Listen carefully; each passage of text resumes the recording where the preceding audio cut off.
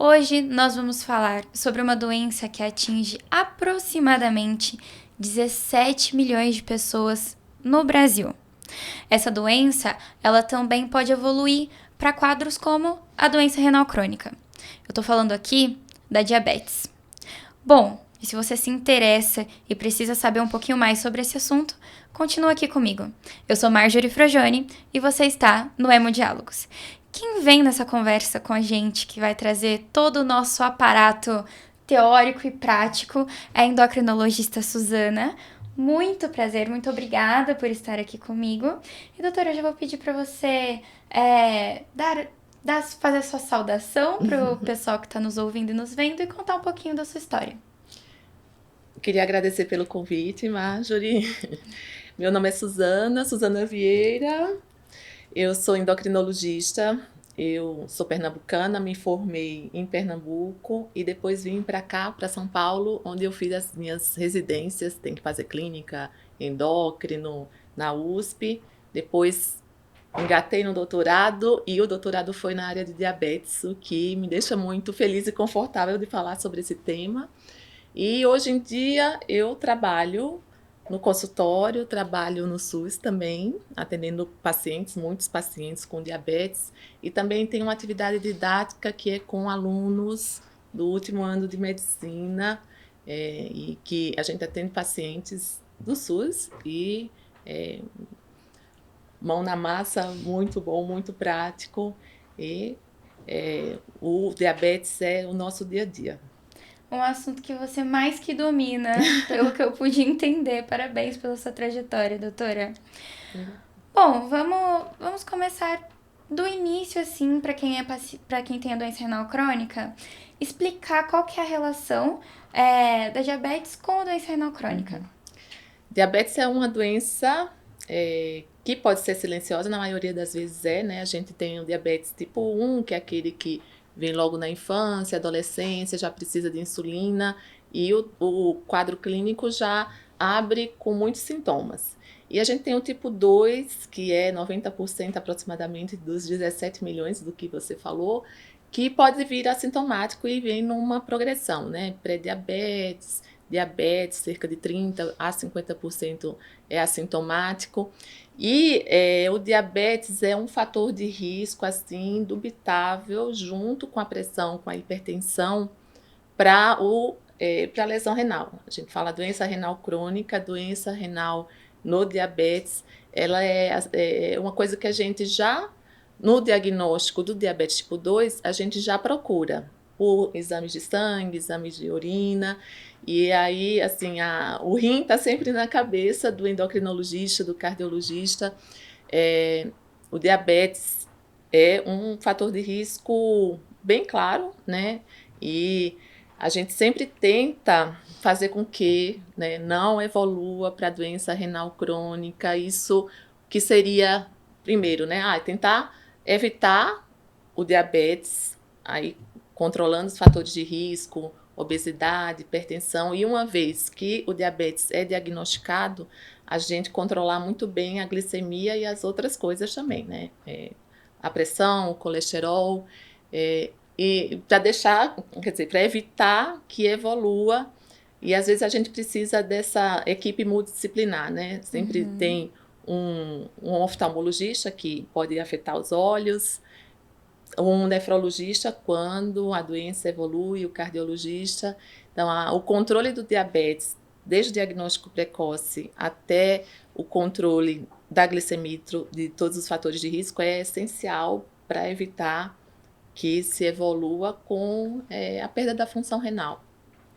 Doutora, dos dois tipos, né, que existem que você mencionou, é certo dizer que o tipo 1 é o que mais tem a possibilidade de evoluir para uma doença renal ou não há diferenciação entre cada tipo? O diabetes tipo 1 ele tem um controle bem mais difícil. Apesar de a maioria dos pacientes com diabetes, infelizmente, no nosso meio, mas isso aqui também não é exclusivo do Brasil, fora também os pacientes não estão bem controlados, apesar de toda a tecnologia, mas o diabetes tipo 1 ele tende a evoluir mais para a doença renal crônica, porque o controle é muito complexo. Precisa de várias doses de insulina, mais de um tipo de insulina por dia, precisa de várias picadas. Hoje a gente tem os sensores. Hoje, assim, a tecnologia para o diabetes evoluiu bastante. Mas, apesar disso, a gente ainda não conseguiu, né? Acho que também tem uma questão da doença e do comportamento, ter um bom controle. E a gente estava conversando um pouquinho antes, né? Os endocrinologistas, no consultório, no SUS, às vezes eles perdem um pouco o contato com as clínicas, né, de hemodiálise, mas a doença renal crônica ela atinge os dois tipos se não for bem controlado. Entendi. E nesse caso, se você mencionou que a diabetes tipo 1, ela também aparece mais na infância, na adolescência da pessoa. Isso também é um fator para que ela evolua talvez mais rápido para uma doença renal crônica? Tem, você me lembrou agora de um ponto, tem o início da doença, então quanto mais tempo de doença, mais o risco daquela pessoa evoluir. Como os pacientes com diabetes tipo 1 têm início na infância e adolescência, tanto o controle da doença como o tempo de doença é fundamental. Então, se o paciente desenvolve diabetes aos 10 anos, quando chega aos 50 anos, eu conheço pacientes bem controlados que não têm doença renal com 40 anos de doença. Mas a chance dos pacientes que têm diabetes mais precoce evoluírem com doença renal é maior. Mas isso pode ser evitado com um bom controle. E por que ela é uma doença que acomete tantas outras partes do nosso corpo, né? Tipo, a visão, os rins, enfim. Uhum. O que ela faz que ela é tão poderosa, vamos dizer assim? A glicose, ela em excesso no sangue, ela começa a grudar em vários órgãos. Ela gruda principalmente nos vasos, mas vários outros órgãos. Então, o paciente, por exemplo, tem catarata, tem alteração de articulação, de tendões, mas nos vasos a gente até fala das complicações micro e macrovasculares, quer dizer, que atingem os pequenos vasos e os grandes vasos. E aí das doenças microvasculares, né? Quer dizer, se afetou o olho, certamente já tem uma lesão no rim. Porque o rim tem lá um emaranhado de pequenos vasos, que é o glomérulo. O excesso de glicose ele vai lesionando, né? Vai danificando os vasos do corpo e por isso que a gente tem esse estrago todo, né? De forma disseminada. E aí as complicações micro que a gente sempre fica de olho, né? É na retina, no rim e nos nervos. A glicose também é bem danosa para os nervos. Os pacientes têm muita dor, muitas dores às vezes, mas apesar da a gente ficar, né? Quer dizer, o paciente ter medo de terminar numa hemodiálise ou ficar cego, o que mais mata, né, o paciente com diabetes, que mais leva a aumento da mortalidade são doenças do coração.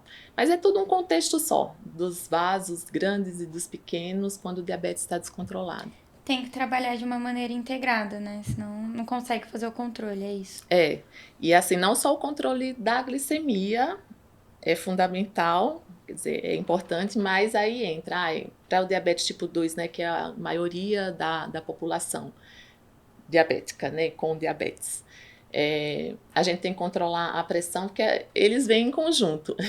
Vem obesidade, vem diabetes, vem pressão alta, vem alteração das gorduras no sangue, aumento dos triglicérides. Tudo, quem fuma tem que parar de fumar.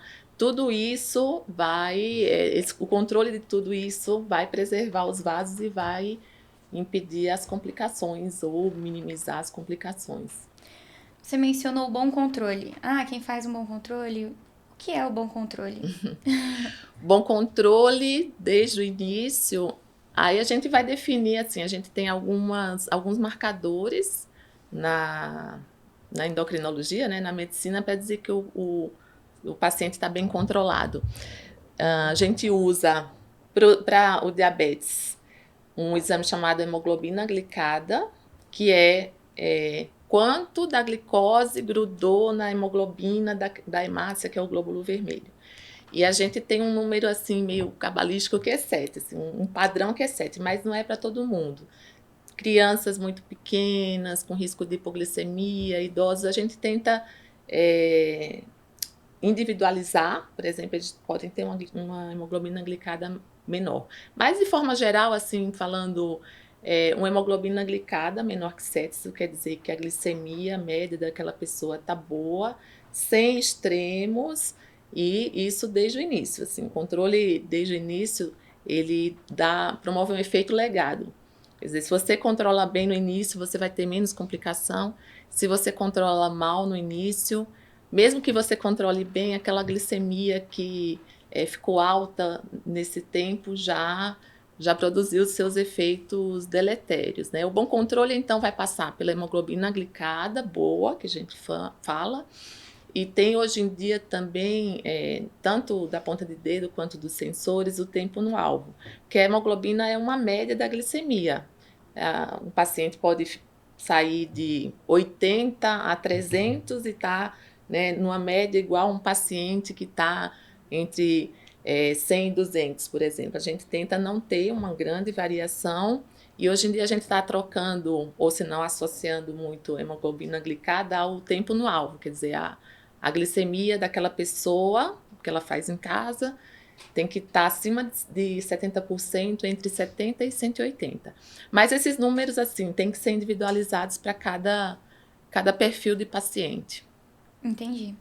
Tem uma questão que eu acho bem interessante a gente tratar, que é a questão do controle na alimentação, né? Que é quando... Eu acho que é uma das partes, né, da parcela que o paciente tem de responsabilidade de cuidar, né, de se cuidar em casa. Mas é muito difícil, né? Porque a comida, ela não é só Nutrientes, comida, né? Só nutrientes. Ela é afetiva, emocional, enfim. Como que a gente consegue lidar? E aí eu vou um pouquinho além, vou até mencionar a Juzinha, que é uma paciente da Nefrostar, a clínica idealizadora desse podcast, que ela tem a diabetes tipo 1, e uma vez ela veio aqui, nós conversamos com ela, e ela contou que ela sabia, né, da possibilidade de chegar à doença renal crônica, como ela chegou, só que ela era jovem, né? Ela era jovem e por muitos momentos ela acabou não cumprindo exatamente como deveria ter sido o protocolo. Hoje ela lida bem com isso, vive bem com isso, mas algumas questões poderiam ter sido evitadas. Só que aí a gente entra na grande questão. Ela era jovem, né? Ela teve, apresentou sintomas de diabetes tipo 1 muito, muito, muito cedo. Como é que faz o controle, o tratamento desse paciente? Aí a gente vai ter, quando criança, os pais tomam conta bastante do controle do filho, da alimentação. Quando vira adolescente é um pouco complexo isso. Eu, particularmente, eu não atendo nem criança nem adolescente, mas a gente vê as histórias, né? Adolescente a gente pega um pouquinho ainda nos ambulatórios de especialidade do SUS. A puberdade já é um momento em que aumento da glicemia e que o diabetes descontrola muito, né? Então, tem uma parte da puberdade junto com a adolescência que esse controle parece que é mais difícil, né? E aí entra a questão da aceitação da doença, da alimentação correta, assim, ferramentas para a alimentação hoje a gente até tem bastante. A gente tem no diabetes, principalmente no diabetes tipo 1, o que é uma estratégia, uma ferramenta chamada contagem de carboidrato. Diabetes tipo 1 usa insulina, não tem outra medicação, e aí ele faz uma relação assim, vai comer 15 gramas de carboidrato, aplica uma insulina para cada 15 gramas, por exemplo, e ele pode até comer doce, né, assim, quem tem diabetes pode comer doce, mas desde que tenha essa capacidade de entender e aplicar insulina e isso funcionar para aquele contexto. Então, a alimentação fica muito restrita nesse caso, né? Não é nada é proibido no diabetes, desde que seja bem medicado e controlado. Mas uma vez eu perguntei assim, né, para uma pessoa que tinha diabetes, o que é que te incomoda no diabetes? É furar várias vezes ao dia? Ela disse, não, o que mais incomoda é a restrição alimentar. Dessa coisa, né? Ai, não pode comer doce, de ser julgado quando vai se alimentar. Mas quanto mais a pessoa conhece da sua própria doença e quanto mais ela toma a responsabilidade para si, né, do controle, melhor. Tem umas fases que ficam meio complicadas, mas com informação e apoio da equipe multidisciplinar é bem possível. Pelo que eu entendi, é muito uma questão educacional, né? Conseguir educar o paciente para que ele consiga se autorregular, né? Eu vou comer o doce, mas eu sei quanto eu preciso tomar de insulina, Sim. então eu sei o que eu posso fazer, o que eu não posso e como ponderar cada coisa. Já que eu mencionei a Ju, eu só quero mandar um beijo pra Ju, e agora a gente pode seguir sobre essa questão que você mencionou, muito importante, muito pertinente, que é essa coisa das pessoas ficarem regulando o diabético, né? Isso eu tenho experiência na minha família, minha avó é diabética, só que ela tem diabetes tipo 2, né? Então já descobriu, ela já tinha mais idade, enfim.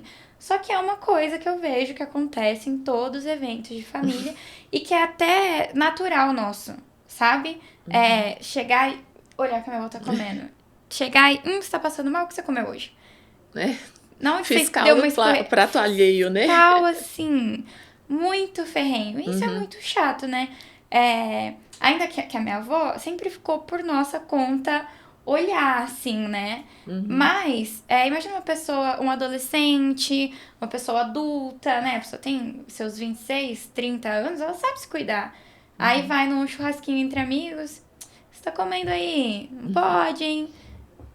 Mas a pessoa já tá ali, né? Já viu o que ela vai comer, já fez sua Isso, autorregulação. já pensou na contagem, já se aplicou insulina, inclusive, que tem que aplicar, em algumas vezes tem que aplicar um pouquinho antes. Então, ela já fez todos os cálculos para aquela refeição. E eu acompanho, assim, por ter feito doutorado na área de diabetes tipo 1, até tive uma passagem rápida na Sociedade Brasileira de Diabetes. Eu conheço muitos blogueiros também, muitos ativistas, cyberativistas em diabetes tipo 1. E a gente vê assim, o quanto que eles têm que quebrar vários paradigmas e desconstruir. Não, né? Assim, pode comer doce? Pode, desde que com responsabilidade. Mas é muito difícil para eles essa coisa deles serem julgados, né? Se eles estiverem sabendo o que estão fazendo, tudo bem. Assim, eu entendo o lado da pessoa que fica ali fiscalizando, que é uma preocupação, é um cuidado. Mas a gente também tem que entender o lado da pessoa que tem a diabetes, que tá ali comendo, que já se autorregulou. E ponderar, né? Não errar a mão no Sim. cuidado pra não acabar estragando os momentos daquela pessoa, né? Tipo, um churrasco, um bolinho, né? Tipo, é importante a pessoa ter os momentos de lazer e às vezes só viver sem lembrar que Se ele souber o que está fazendo no sentido de paciente com diabetes tipo 1, saber a contagem e aplicar a insulina. E nos pacientes com diabetes tipo 2, a gente às vezes não consegue fazer essa conta e a gente tem que realmente limitar a quantidade de carboidrato, né? E falando em limitação, questão alimentar, para quem tem diabetes, a gente já tenta fazer com que ele não ganha peso, então a gente tenta limitar calorias, limita os carboidratos simples, e para quem tem doença renal crônica ainda vai entrar mais questões alimentares, nutricionais. Então, assim, o diabetes, quando não complicado, ele já tem vários cuidados, né? E quando tem complicação junto, aí as coisas ficam um pouquinho mais complexas. Doutora, é muito interessante a gente mencionar sobre a alimentação dessas pessoas. Porque a comida, ela é muito afetiva também, né? E aí, quando a gente pensa nisso, é possível a gente adequar e regular tratamentos que consigam suprir algumas questões afetivas desses pacientes. Porque eu me lembro, por exemplo, que a gente conversou com um paciente aqui e uma das coisas que ele falou pra gente quando a gente. Acho que as câmeras já estavam desligadas é que ele gosta muito de um doce árabe. Eu não lembro o nome do doce, mas que é um docinho árabe. E que ele tinha na casa dele e que naquele momento ele não podia comer. Então Uhum. é uma coisa assim, né? É muito afetivo e muito difícil de lidar. E existem possibilidades da gente conseguindo controlar a afetividade, o prazer da comida e as limitações que tanto a diabetes e tanto a doença renal acaba impondo ao paciente? Tem a parte nutricional, assim, tanto na medicina como na nutrição, a gente vai lidar com números, às vezes parece muito seco, né? Ah, essa hemoglobina glicada tem que estar tanto, o seu nível da glicemia capilar tem que estar entre isso e isso. Se for feito com responsabilidade, talvez ele possa comer o docinho, né? Mas aquela sensação de, será que eu estou fazendo uma coisa realmente que eu posso? Pode ter uma culpa. Não é à toa que as doenças crônicas, a grande maioria delas, elas carregam junto consigo quadros de depressão, de ansiedade. Aí, em relação a essas limitações que as doenças crônicas elas trazem, eu penso que o trabalho tem que ser junto com a psicologia, muito forte, com grupos de apoio, de pacientes também tem esse suporte, tem rodas de conversa, tem teatro e tem várias associações de pacientes com diabetes. Então, acho que o caminho é esse, assim.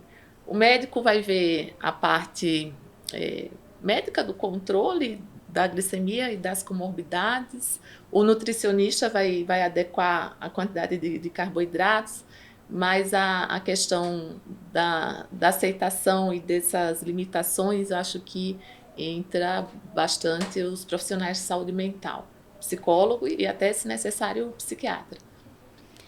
Né?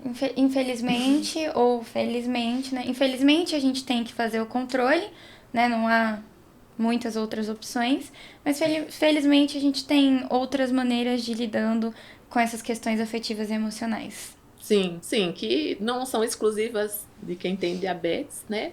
Mas de várias doenças crônicas. Vai falar sobre fibromialgia.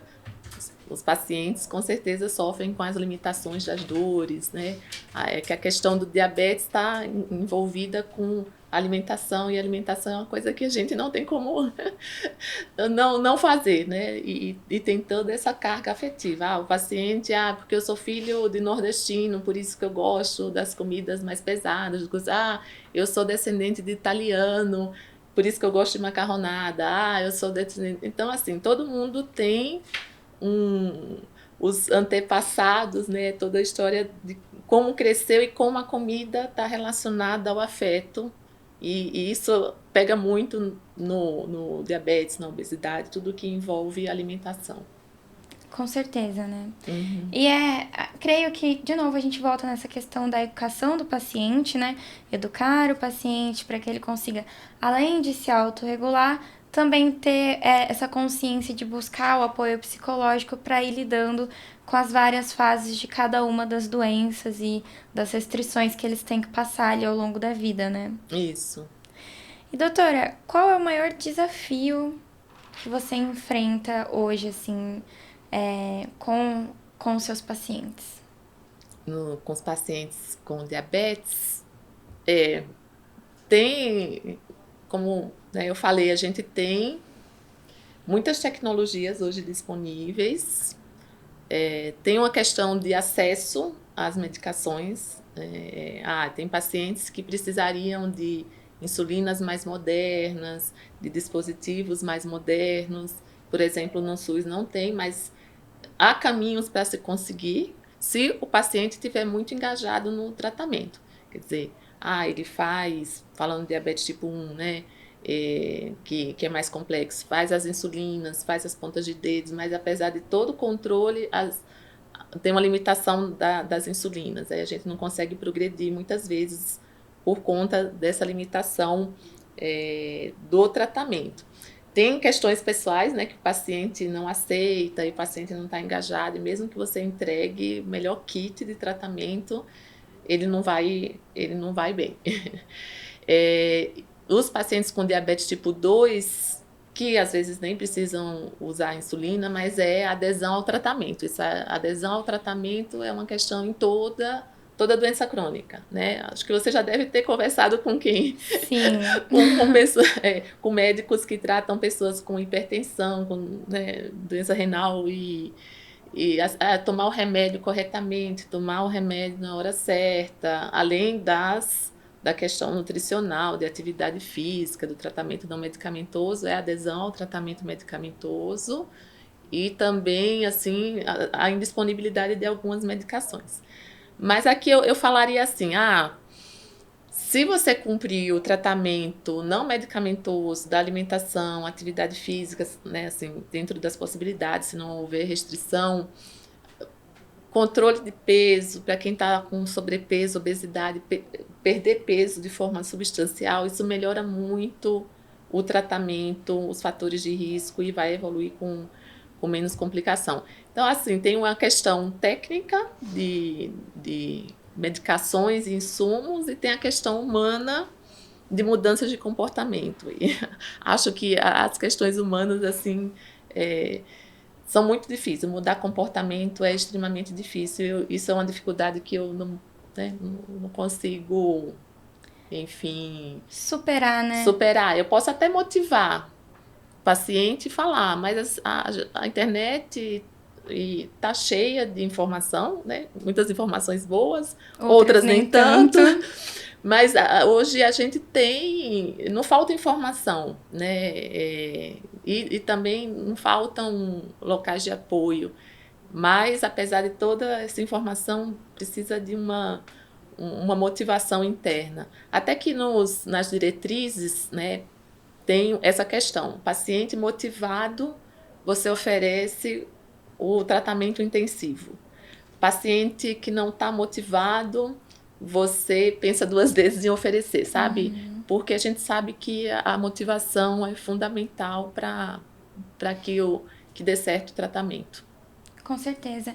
É o que você falou, eu já estive com outros profissionais que trazem, assim, essa mesma queixa de a dificuldade da aceitação do paciente, a dificuldade da adesão ao tratamento, mas, assim como você, eles também trazem o entendimento da dificuldade, o entendimento do tempo do paciente. Tipo, é uma dificuldade em relação ao tratamento, mas é uma questão humana que realmente não há como superar, né? Nem se fosse possível que você ficasse ali do lado do paciente 24 horas falando isso pode, isso não, isso tá muito, isso tá pouco. Eu acho que ainda assim seria muito difícil de superar, porque aí a gente entra em questões emocionais e Sim. outras tantas peculiaridades que cada pessoa apresenta individualmente. E, enfim, são todas questões muito importantes que elas devem ser vistas, né? Sim. Porque o tratamento precisa ser feito de uma maneira ou de outra. Tem um ditado antigo que cada cabeça é um mundo, né? E aí saber o que passa, eu vou controlar bem. Tem gente que fica aterrorizada porque está pré-diabética. Imagina que daqui a 6 meses ele já está sem visão, né? Não, não é assim. Isso se desenvolve em décadas, mas se você tratar direitinho, né? A gente não garante nada em medicina, mas a chance é que você não tenha nada. Mas aí tem que ver, assim, quais são os fantasmas que o paciente traz, ou as motivações, ou se o paciente, assim, está tão deprimido, ou não aceita a doença que, né, largou o tratamento. A gente tem que... E às vezes recebe, né, paciente, abandonou o tratamento, né? Aí, às vezes numa consulta médica, principalmente, né, convênio SUS, que é mais ou menos ao mesmo tempo, não dá para saber, por isso que a gente precisa dessa equipe multidisciplinar. Ou senão a gente vai sabendo ao longo do tempo, né? Mas pegar nas entrelinhas o que está por trás daquela falta de adesão, ou até que tá por trás daquele excesso de preocupação, mas são essas motivações que o paciente traz, né, e que um bom profissional de saúde mental vai conseguir ajudar. Mas eu acho que, assim, os médicos e os nutricionistas e todo mundo que trabalha com pessoas, depois de um tempo consegue, né, entender melhor os pacientes e as motivações que levam eles ou não a cumprir. E aí acho que é isso que a gente tem que tentar pegar, né? Porque assim, a técnica a gente pode dominar, mas a gente tem que tocar essa parte humana. Com certeza. Doutora, e sobre essa questão que você tinha mencionado de aparatos, né, de medicamentos, de disponibilidade, como é que funciona isso aqui no Brasil, em especial no SUS? O que a gente tem de bom e o que a gente tem que deveria ser melhorado, mais olhado? O SUS ele tem um programa nacional, né? Quer dizer, é lei que pacientes com insulina recebam as fitinhas. A gente tem há muito tempo as insulinas humanas gratuitas, assim, isso é uma conquista do SUS do Brasil e lá fora, né, nos Estados Unidos, a insulina é paga. A insulina está dentre os 10, alguns falam 10, outros falam 5 líquidos mais caros do mundo. E a insulina é caríssima e a gente tem de graça. São insulinas humanas, são insulinas mais antigas, isso para diabetes tipo 2. Para o diabetes tipo 1, a gente tem os análogos de insulina, que são insulinas mais modernas. Então, todo paciente com diabetes tipo 1 tem análogos rápidos de insulina. E, dependendo também, a gente pode fazer um processo administrativo para um outro tipo de insulina, insulina lenta. Se tiver muito difícil assim, o controle, até pode evoluir para a judicialização, mas é raro isso. Mas o que o SUS dá? Insulina, medicações para diabetes tipo 2 e também os insumos. Com o que a gente tem no SUS, a gente consegue muita coisa. Excepcionalmente, a gente precisa fazer com que o paciente compre ou que a gente tenha que entrar por um processo administrativo. Mas eu diria assim, para o básico, eu que trabalho no SUS e no consultório particular, a gente consegue fazer um bom controle com as medicações. É claro que assim, tem medicação mais moderna, que tem menos insulina, ou tem menos hipoglicemia, medicação. Tem umas que estão entrando agora no SUS.